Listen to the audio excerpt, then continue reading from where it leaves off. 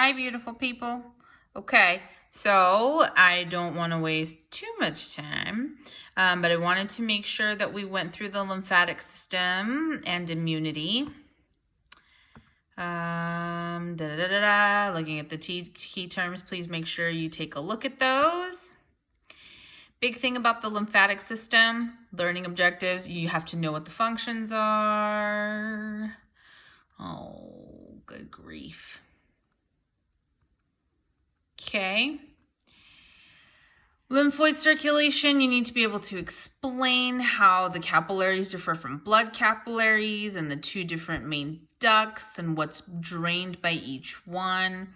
You should know about lymphoid tissue, the difference between innate and adaptive immunity. You need to know what antigens and antibodies are. Because of we did the blood stuff, you should know this by now, which would be a good thing to know. So let's start here. I hope you had a great lecture, by the way, with Mr. Taylor. I can't wait to hear about it. Functions of the lymphatic system. Fluid balance, it returns excess tissue fluids to the circulation. It actually brings things back so that it's almost like an incomplete or like a partially open system. So the blood, your circulatory system acts as a partial pump, and the lymph kind of filters through all of the tissue fluid that you have, which they call lymph. It returns the excess back into circulation. It protects you because it houses and transports white blood cells, of course, and that's how it becomes the lymphatic system. It's why it's included in so to speak, it's included in the immune system as well. And it also absorbs fats, so it transports newly digested fats from the intestines into the circulation. So big thing that we should remember here is vitamins A, D, E, and K when it comes to absorption of fats. It's also about the absorption of fat-soluble vitamins as well. Okay. We have to know that the lymphatic circulation is a one-way system. It begins in the tissues. So the lymphatic capillaries collect the interstitial fluid, which is the fluid that's around the cells, and it merges to form larger vessels, as we are very well used to because of what we know about the circulatory system.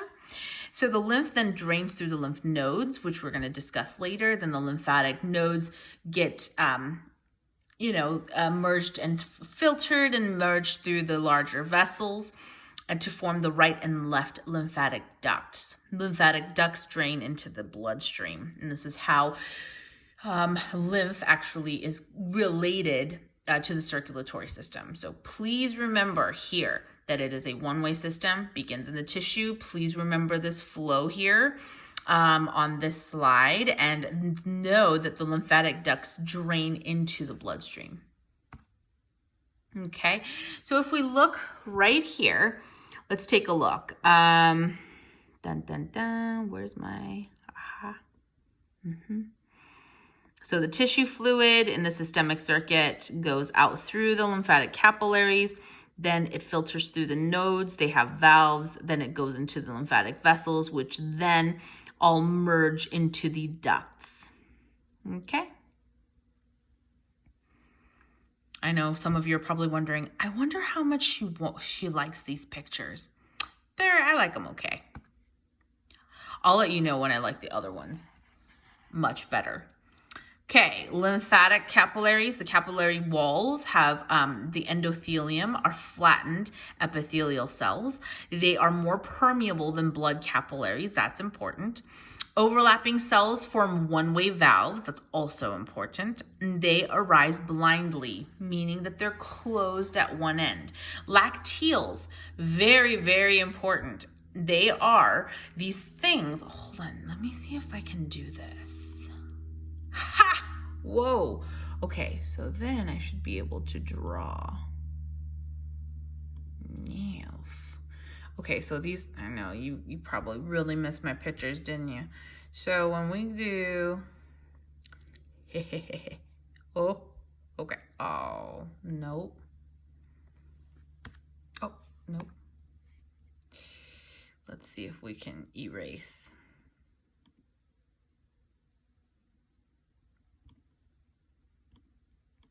Oh, it erased the whole thing.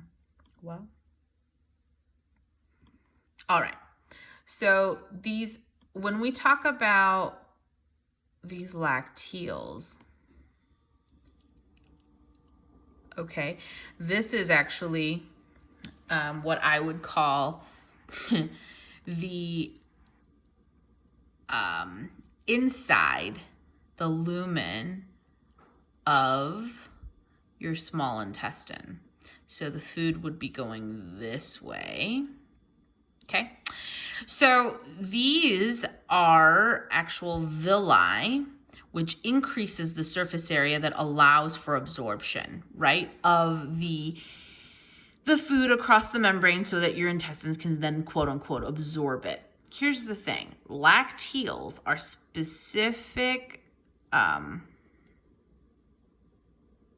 they're like lymphatic vessels, or like that are kind of in the middle, like a finger through these, that allow for the absorption of fat soluble vitamins and fatty acids. So curling around this lacteal is going to be an artery and a vein that do that. So please know what of this, I need you to know what the lacteals are. Please know, please know about the overlapping cells that form one-way valves, and please know what the fat soluble vitamins are. They are A, D. Oh, that doesn't look like a D, but it's D as in dog, E as in elephant, and K as in, I don't know, key. Beautiful. Let's move forward. So this capillary bed, lymphatic capillaries, this is where it's actually intertwined within the blood capillary bed. This is what allows for the interstitial fluid to be absorbed from the cells themselves. It kind of looks like an aquarium. And then you can see the fluid and suspended proteins where they now have cells that overlap, and you have these gaps that form one-way valves. Okay, lymphatic drainage. Hey, just so you know, this picture here, I'm a big fan of. These pictures here, big fan of. Please know that, and know the drainage, what part. So if you look, vessels in purple areas drain into the right lymphatic duct. Everything else drains into the left thoracic, drain directly into the thoracic duct. Please know those two differences. That's going to be on your test. Movement of lymph. Movement of lymph towards the heart is caused by valves in lymphatic vessels, contraction of the lymphatic vessels, skeletal muscle contraction, and breathing. So this is how lymphatic drainage and movement happens with exercise, breathing, things of that nature. And some people will even do lymphatic massage and things of that nature to enhance immune function. Okay. I think, so this is another picture to take a look at. Couple things to look at that's similar to your capillary beds or the glomerulus that we'll learn about later. The word afferent means toward, like we did in the nervous system. Afferent is toward something. Efferent means away from something. So what we're going to see here is the same, the word afferent.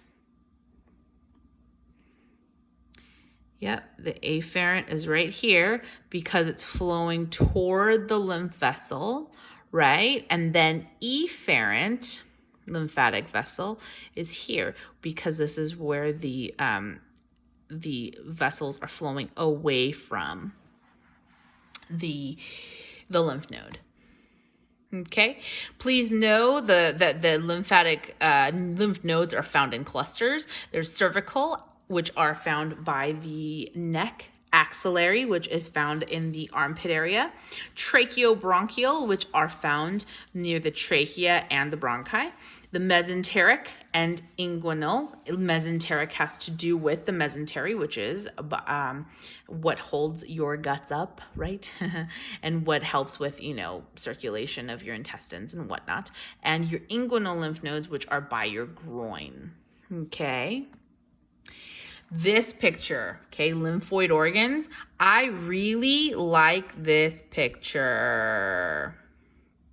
I can't state that enough. I really, really like this picture.